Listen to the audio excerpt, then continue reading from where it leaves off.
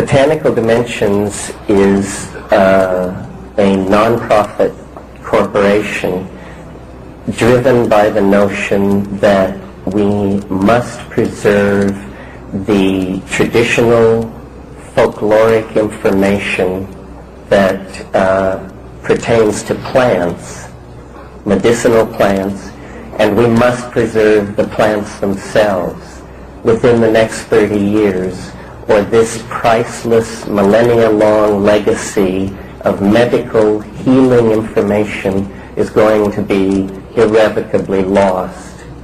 Now, I don't mean to add to your woes. I know you're worrying about the ozone hole and all this, and in the body of my talk I will make it a seamless web. It's all a single problem. But in doing field work in the Amazon, Kat and I and our colleagues and have learned that this information, this thin web of understanding between human beings and plants is in great danger of being lost. And it is not simply that we are driven by the motivation of the anthropologist or the curator. This information has a vital potential impact on modern healthcare delivery, how long we live, how healthy we are, how clear our minds are, may well depend on preserving the botanical heritage of folk information and identified species in the warm tropics. I don't know how many of you saw it. About a month ago on the front page of the New York Times, there was a composite satellite photograph of the Amazon last September over a 15-day period in infrared, and showing thousands of fires, literally millions of acres being burned to clear for cattle. The land can be used for cattle for 3 years after this process, and then it becomes so brushy and scrubby that it is useless for any purpose. The Brazilian government commissioned these satellite photographs, and they showed that 30% of the world's yearly production of carbon dioxide, which is a greenhouse gas, was caused by these September burnings in the Amazon, and that the amount of particulate matter lifted into the stratosphere was equivalent to 3 eruptions the size of the El Chinchon volcano in Mexico. So this is a massive ecocidal impact, a massive insult to the atmosphere of the planet. And these kinds of things imperil all of us. We need to realize that if the New Age means archaic revival, if it means reaching back in time for models in the past that can steady this culture as we move toward this ultra dimension that everyone can sense lies just ahead of us, then we are going to have to put on the brakes. We are going to have to act from a sense of the real needs of the planet. Well, in our own small way, that's what we're trying to do at Botanical Dimensions. It's where we anchor this high-flown rhetoric that I'm going to lay on you in political reality. It's where we try to act, to actually do something, to save information, to save plants, that people may be healed like that. All right.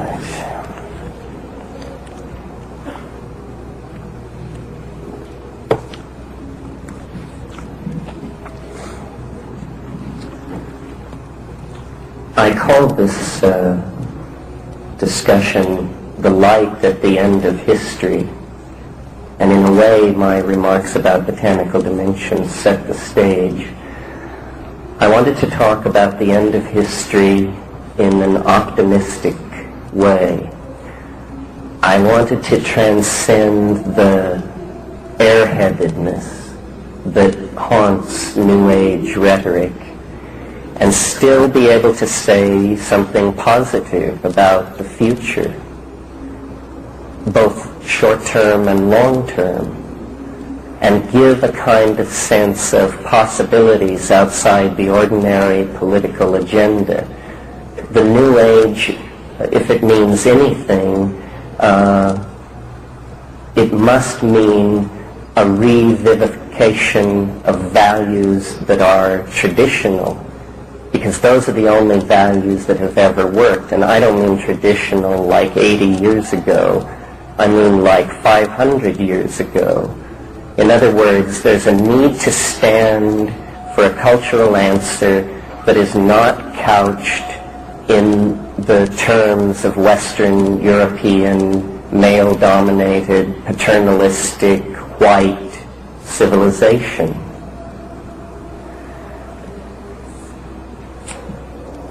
Now, I don't suppose it's any news to you that my inspiration for trying to take this position, or trying to understand what this stand might entail, is an involvement with the sources of shamanic ecstasy, an involvement with traditional usage of vision-producing plants.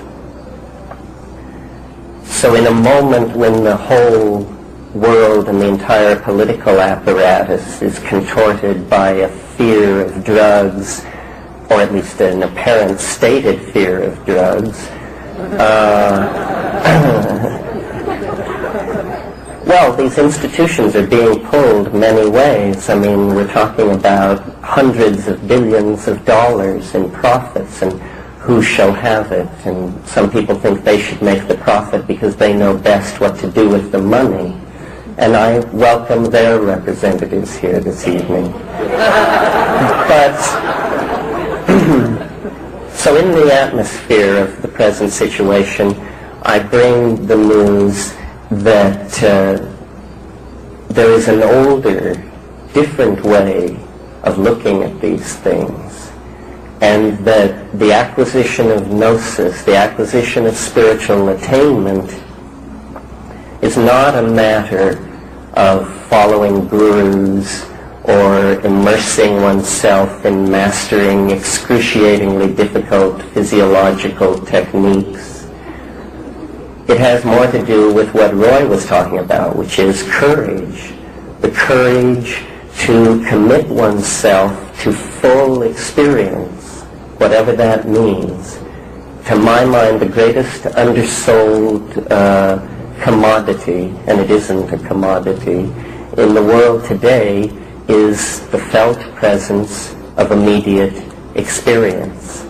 And this is what I suggest that, in part, the New Age should stand for. As I say, my own awareness of this emerged because I was willing to involve myself with the traditional vision-producing plants that have been used for millennia in all cultures throughout the world.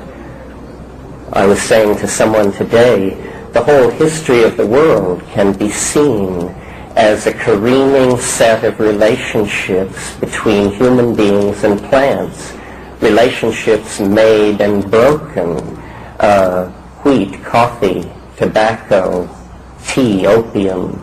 All of these things bring with them the names of dynasties and empires that rose and fell as these plants came into play and then disappeared.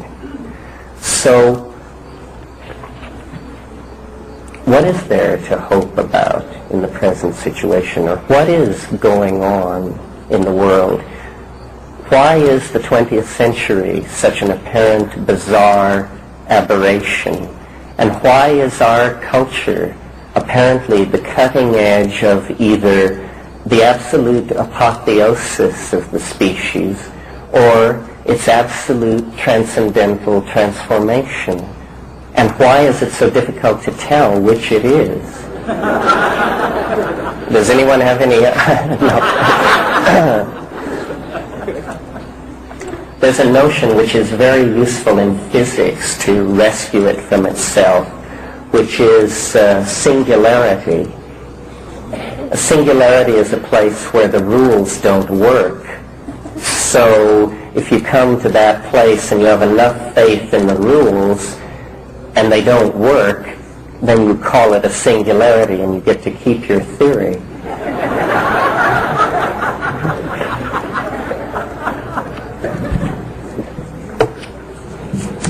But it's very bad to have a lot of singularities. The more singularities you have, the weaker your theory. That's why Stephen Hawking decided that there weren't singularities at the center of black holes, because there were so damn many of them. Well, my notion of what's going on involves a singularity, but only one. The orthodox story of how the universe got here demands a singularity as well. It's called the Big Bang, but again, revised after Hawking, only one. Well, so science puts its singularity at the beginning of the universe, and here is what it is. It is that suddenly, and for no reason, the entire universe sprang from nothing. It was definitely smaller than a dime.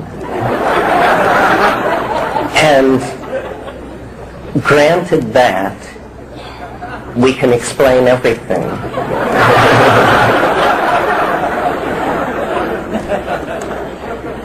Well, I reasoned somewhat differently. I agreed that there would be a need for a singularity in a good model of what's happening.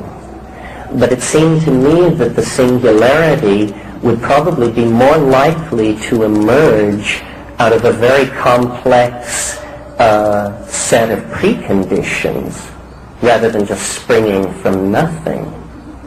So I imagined that, well, why not put the singularity at the end of the life of the universe, when all kinds of complex things can have had ample time to evolve and put themselves in place. And then perhaps these complex things, whatever they may be, will generate a singularity. So, in fact, this is the notion. It's the notion that the whole history of the universe moves through a series of condensing stages, each stage requiring less time than its predecessor. And what these stages are is a gathering together of complexity. First, you have the emergence of primitive chemistry in the hearts of stars, and that occurs a long, long time after the Big Bang. And then somewhat shortly after that, in terms of hundreds of millions of years, you get exotic chemistries on the surfaces of planets, and then more quickly, life. And then rather shortly after that, consciousness, and almost instantly then, this. So what I take this to be is a leading toward complexity of all the processes in the cosmos as a set of nested entities. Now, what's very interesting about this is suddenly human beings are moved center stage in importance. Remember, I said that I thought the empowering of felt immediate experience was what it was all about. So suddenly, human beings, which in the scientific model are epiphenomenal observers, are centralized to the whole cosmogonic myth. Why? Because people, as we all know, are the weirdest and most complex objects in the universe. And throughout time, throughout history, we see that they become yet more complex and more bizarre through the generating of more and more codes, more and more bizarre interfacings with nature and self through technology, more and more self-reflection, more and more communication, more and more flowing together. Perhaps you can anticipate what this leads to. It leads to ever more frenzied historical existence, but it doesn't go on forever. You know, the general theory of history taught, say, at Cal today is called the pointlessly fluctuating theory of history, which is what it appears to be, except for this factor of embedded complexity, movement toward concrescence. I had an occasion to discuss this with Carl Sagan recently, and it was interesting. He pointed out that information has not moved faster since the discovery of radio. Radio moves at the speed of light.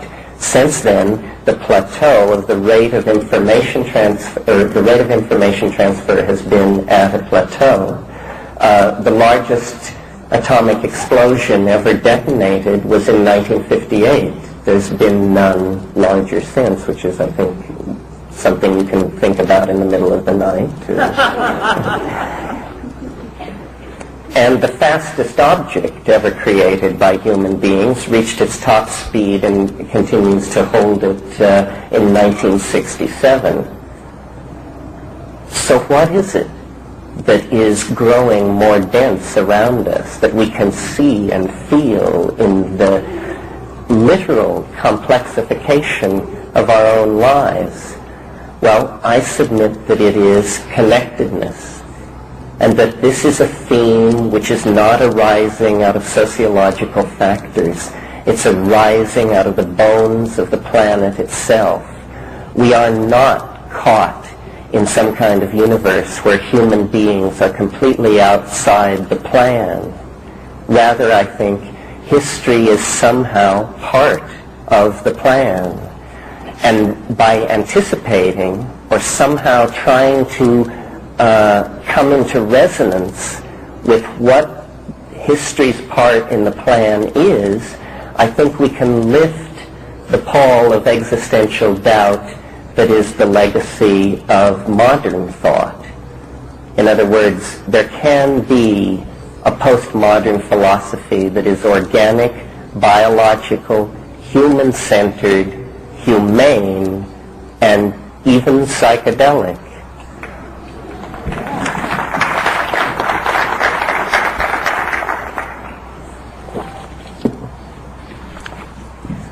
But now what about this singularity? Isn't this simply the end of the world that the fundamentalists are pushing and that the Hindus trot out every once in a while? Is that what it is? Is this scholasticism wearing psilocybin clothing? Could be, folks. No, I don't really think so, though. The Mandayans, who are a very obscure religious cult and hence very dear to my heart, have a very interesting myth, which is their eschatology is they believe that at the end of the world a savior will come called the secret Adam. And the secret Adam, rather than teaching a message, will build a machine of some sort. They're very explicit about this. And the machine is a light pump for gathering souls together and projecting them beyond the machinery of cosmic fate and back to their awesome and hidden home in the harmony with the All-Father who is hidden. They love that sort of thing.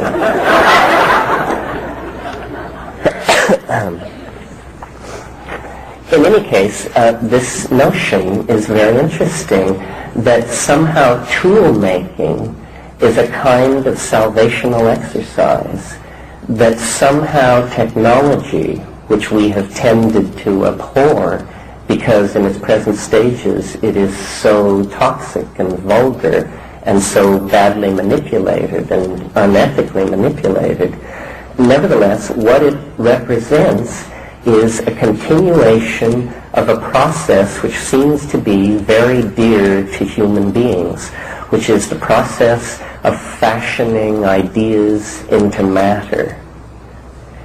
And I think that what we're moving toward if we can come out on the other side of the very narrow political neck, the crisis that looms ahead of us, because there is a historical crisis, make no mistake about it. But I'm speaking actually to a world that survives that crisis, a world beyond the century. And I think that world has a crack at allowing us to become what we wish to be, to project ourselves out of the monkey nature and to really explore what self-reflection means. This could easily turn into an outlandish nightmare. The challenge is very real. I know that many people who follow my ideas and come to these events are psychotherapists and psychologists and therapists of all sorts. There is a great responsibility here to the creation of the future image of the human mind, psychotherapists and psychologists and therapists of all sorts. There is a great responsibility here to the creation of the future image of the human mind, because what we are moving toward is a technological singularity. In other words, the process of technology has been dominating our evolution since at least 25,000 years ago.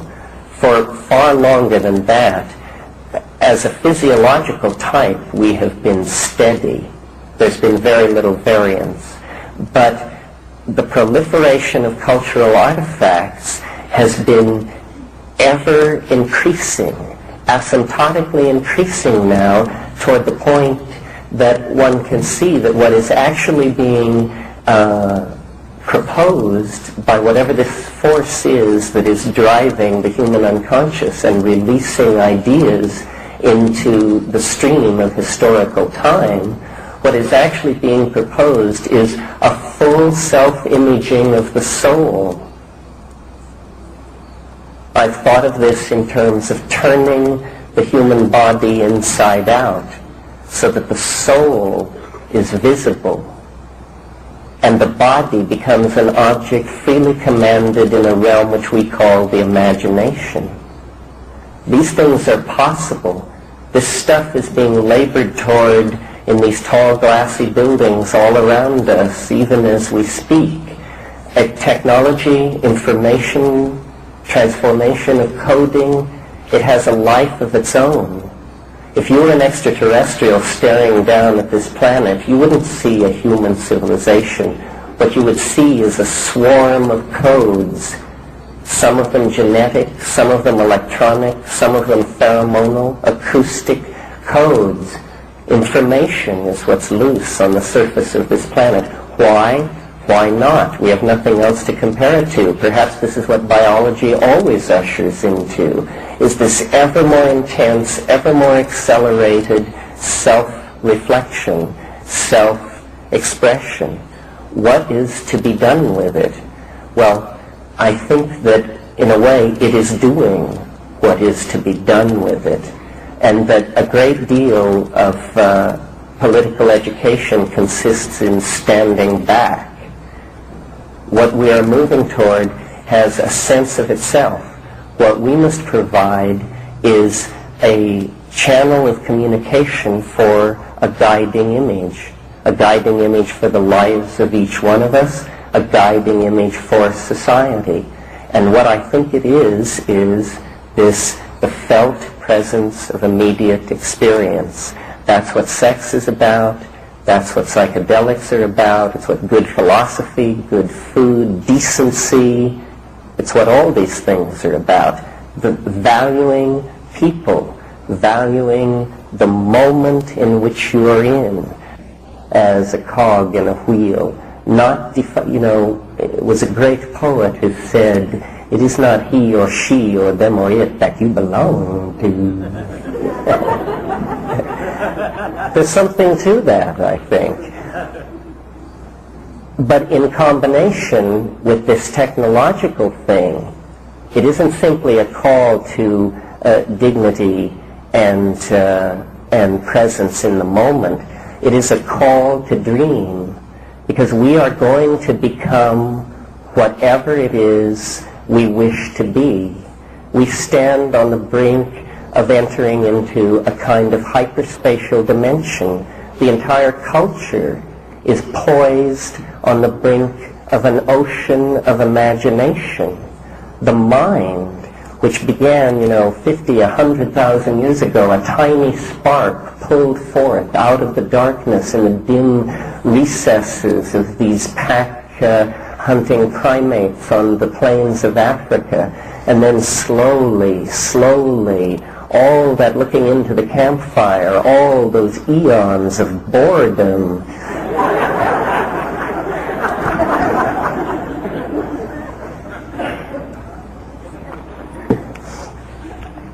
somebody had to invent canasta.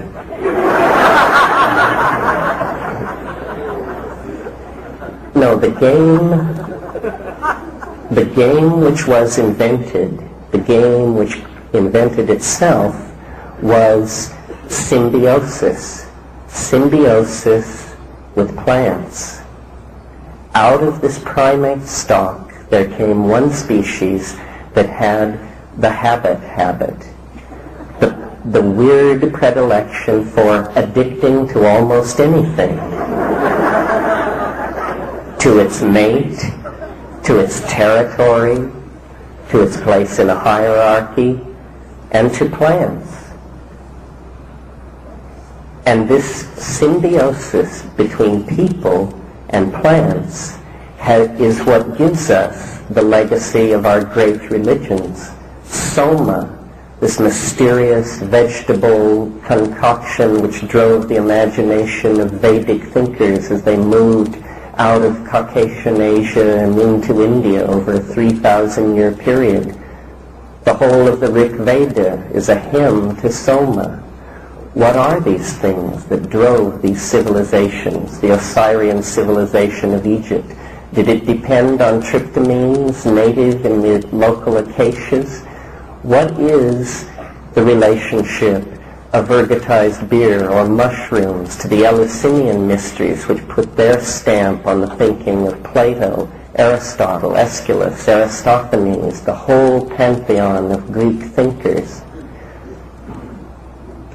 And then you see in cold Europe a cultural aberration arose, and with a religion with a peculiar suspicion of nature, a suspicion of nature so complete that when it resolved itself into a dualism and defined its Satan, the power of Satan had to rest entirely within himself, and thus plants, as a tool of feminism which was associated with Satanism and demonic magic, you bet your booties, knowledge of plants completely disappeared on the European continent on any serious level. I'm talking now about ecstatic, visionary things. There were also botanical problems. The cold nature of Europe seems to give it a predisposition toward the tropanes, belladonna, the solanaceous plants that are not true psychedelics but really deliriants and frenzy-inducing kinds of nearly toxic, super intoxicants. And with European civilization comes the fullest expression of male-dominated paternalism, which of course had been brought through from Judaism into earlier Christianity. But it reached its fullest expression in the feudal ideal and chivalry, which was the final degradation of women. Essentially, it carried out a process that had been going on since the fall of Mycenaean Greece. And with this comes an enormous legacy of neurosis and an enormous reluctance to be involved in the real, but rather to stratify and to remove, to dominate, and to abstract, leading to modern science, leading to the ability to answer all questions which are irrelevant. The further the question is from relevancy, the more likely you are to get an absolutely down to a gnat's eyebrow answer. Again, this tension between the need to center the human being in our models and the willingness to leave human beings completely out of the picture in order to answer a whole different set of questions. So I think it's a challenge to all of us, to each of us, to make this kind of an agenda count, to look into the future, to see that the image of what we are going to become is so important that we need to realize we are creating it by our acts, by our acquiescence in the acts of others as well. I mean, we are sitting through a particular period of idiocy, and there will be other periods of idiocy. But we can each move into the future, I think, at our own speed, at our own rate of understanding. The best ideas will win. It isn't a matter of great power. It's a matter of having the clearest image of the human soul, the clearest image of a historical goal that would be worthy enough to rescue meaning from the pyre of ruin, to rescue meaning from the pyre of ruin that history is when you look back over it. All those pogroms, all those burning villages, those migrations, wars, and epidemics, those are our people back there. If it weren't for them, we wouldn't be here. The human enterprise does not exist to gutter out like a river flowing into a desert. We have to be smart. Obviously, there is a great crisis. Obviously, no one can speak in terms of anything we can conceive of existing on this planet 400 or 500 years from now. The historical neck is upon us. There is a concept, the concept of forward escape. This is what we need, a forward escape into another dimension. Now, perhaps it's off the planet, perhaps it's into the bones of the planet, perhaps it's into a parallel dimension, perhaps it's forward into time, 1,000,000 years. But we must have, we will create this forward escape. It is the only possibility. It is not something to doubt. It is something to see as written into the record of events as we behold it, the steady acceleration of novelty, the ever-compressing and densifying of connectedness means that we are riding the forward crest of a kind of informational wave. And what history is a build-up of a kind of pressure. You know, in engineering school they have what they call Q, vibration, as a structure approaches the speed of sound. And right before you rupture the sound barrier, you are at max Q, and the airframe is bucking and threatens to pull itself apart. And then you slide through into the other dimension where it is smooth as glass. And this is what the 20th century is. It is this enormous culmination to a thrust toward another world that began about 15,000 years ago. It's a geological microsecond in which a species that was pawing for roots turns itself into some kind of archangelic, hyperdimensional creature that goes off into the realms of its own imaginings. It is possibly the purpose of the planet. In any case, it is necessary for the planet as much as it is necessary for us. The metaphor that we should hold in our minds as we confront the chaostrophe of the late 20th century is the image of birth. It is bloody. It is messy. It does not look like part of the ordinary run-of-the-mill of how life works. But it is. It is the sine qua non. That means you can't get along without it. If the child and the mother are not parted at a certain moment, toxemia can set in. This threatens the life of the infant. It threatens the life of the mother. This is all part of nature. These microcosmic processes are repeated in the macrocosm of the life of the planet. We are that infinite, and we have come to term. And what awaits us can hardly be imagined any more than a fetus can imagine being Ben Jonson.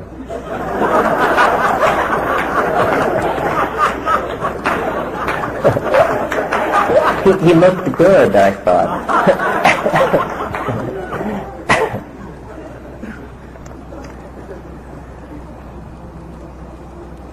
So I said this was a message of hope.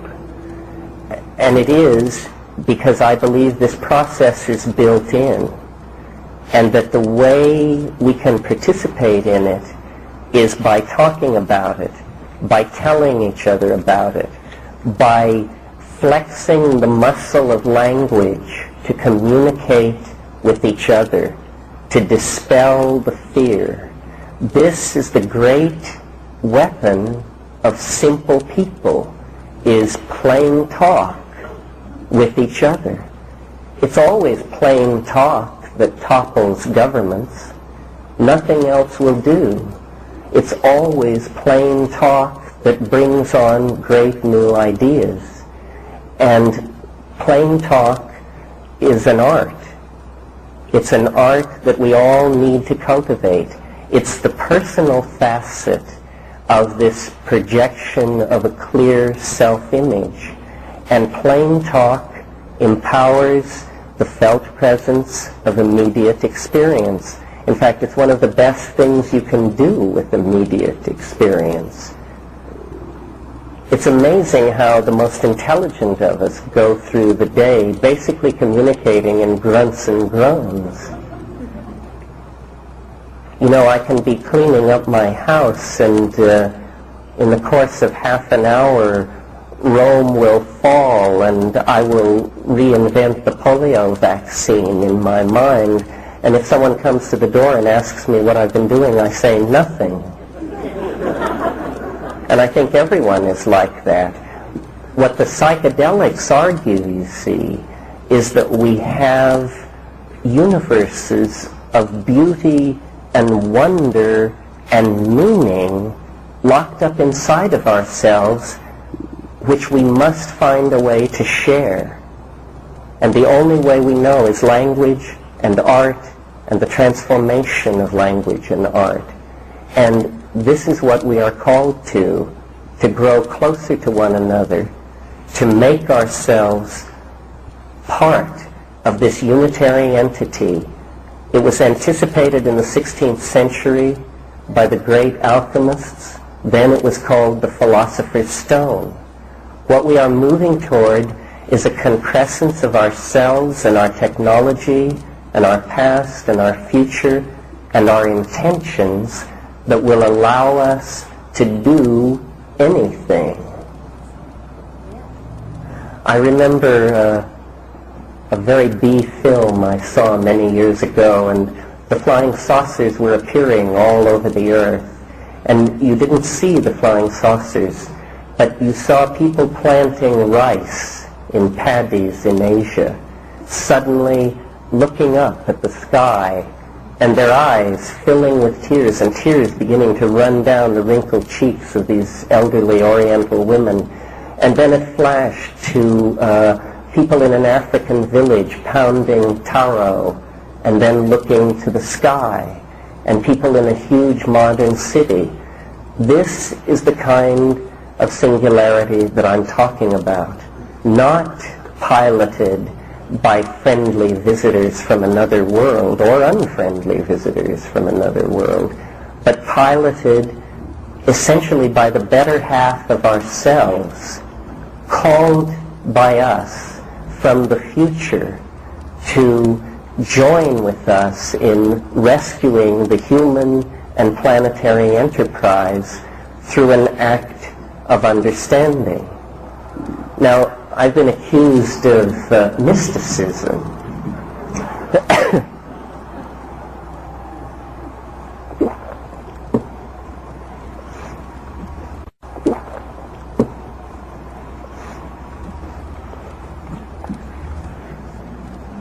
And worse. But my image of the concrescence that culture is moving toward is something like this. It is the discovery of a principle or an attitude or a drug or a device. It doesn't really matter which. You can choose the metaphor that you like. A principle, an attitude, a drug, or a machine. But what's important is what it does. And what it will do is transmit information into the future. Send information into the future. And when I first imagined this device, most people I think would put themselves, would ask themselves, what would it be like at the other end where this information appears in the future? But what I wanted to imagine was, what would it look like in this laboratory when the first message was successfully transmitted to the future? Let's not call it a message, let's call it a person for the sake of imagery. So what would happen in this laboratory as the first time traveler is sailed off into the future? Well, now at first I thought that what would happen would be that suddenly all over the world time machines would appear, piloted by people from the future who had come to see the first time travel. Are you with me on this?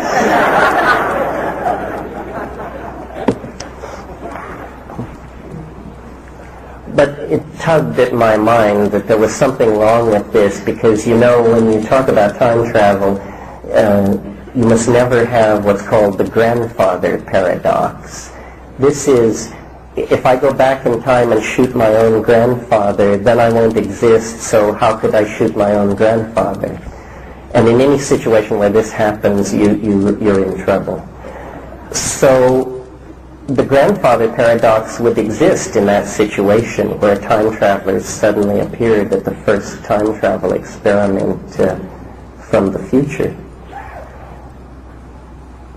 So then I had a different notion, slightly, I hope, more profound, and it is this, that if a technology were to be invented that could send something or person into the future, and if in the process of inventing this thing it were discovered that you cannot you can send a time machine forward in time, you can send it backwards in time, but you can never send a time machine further back in time than the invention of the first time machine.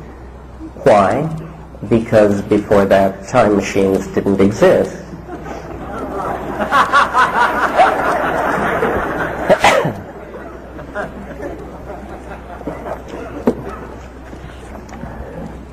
That would explain why we don't see time machines.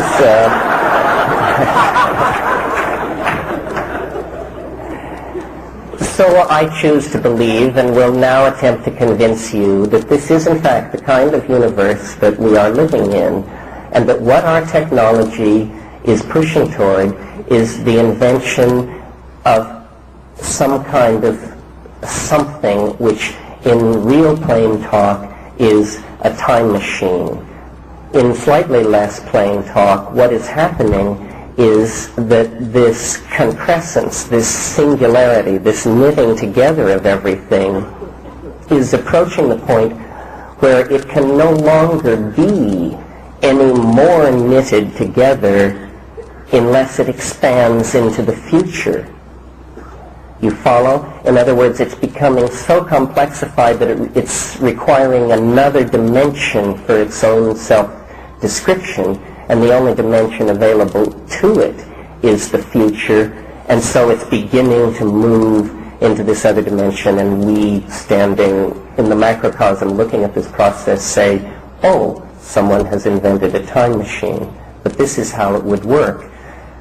What's interesting about this idea is that if such a thing were to be created by any means, the effect would be to cause the entire rest of the future to happen almost instantly.